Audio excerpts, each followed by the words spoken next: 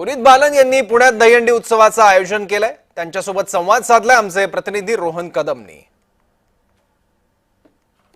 पुण्यातील ऐतिहासिक लाल महाल चौकामध्ये सार्वजनिक गणेशोत्सव मंडळाच्या माध्यमातून संयुक्त दहीहंडी आणि पुनीत बालन ग्रुप यांच्या माध्यमातून डीजे मुक्त दहीहंडी जी आहे ती साजरी केली जाते। आपण पाहतोय हा संपूर्ण माहोल जो आहे तो पुण्यामध्ये आपल्याला पाहायला मिळतोय।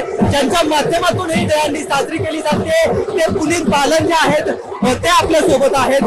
सगळ्या सार्वजनिक गणेश मंडळांना एकत्रित करत डीजे मुक्त दहीहंडी जी आहे ती यंदा प्रथमच पाहायला मिळते। काय नेमक्या भावना आहेत या सगळं करता?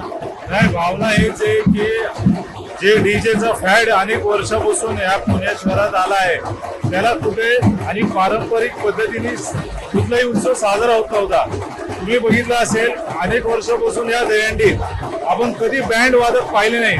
पहिल्यांदा हे प्रभात बँड ही या दहीहंडीत डीजे मुक्त दहीहंडीत वादन करतात। तसेच ढोलताशा असेल, उज्जैनचा महाकाल असेल आणि मुंबईतली बँजो यांच्या वादनातून आज दहीहंडी साजरा होणार। नेहमीच तुमची दहीहंडी जी आहे त्याला प्रेक्षकांची किंवा पुणेकरांनी मोठी दाद दिलेली पाहायला मिळते। पुणेकरांना यंदा काय नवीन म्हणजे डीजेकडे आकर्षित तरुणाई होते, या तरुणाईला आकर्षित करण्यासाठी वेगळे काय उपाय करतात? तरुणाईला या दहीहंडीकडे आकर्षित करण्यासाठी मुंबईची वर्ली बीटची बँजो ही बँजोच्या वाद्यावर तरुणाई एन्जॉय करते। नक्की आपण जर पाहिलं तर ऐतिहासिक चौकामध्ये होतंय, म्हणजे एका बाजूला लाल महाल आहे, दुसऱ्या बाजूला शनिवार वाडा आहे। या ऐतिहासिक चौकामध्ये अशा प्रकारची डीजे मुक्त दहीहंडी साजरी केली जाते।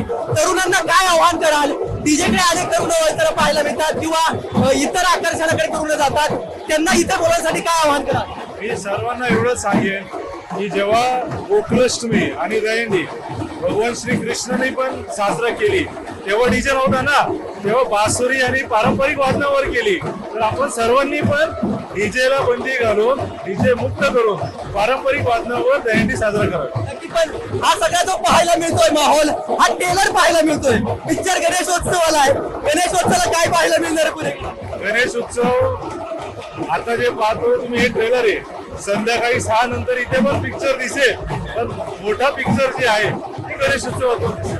कॅमेरा पर्सन दीपक विश्वाससह रोहन कदम, जय महाराष्ट्र न्यूज पुणे।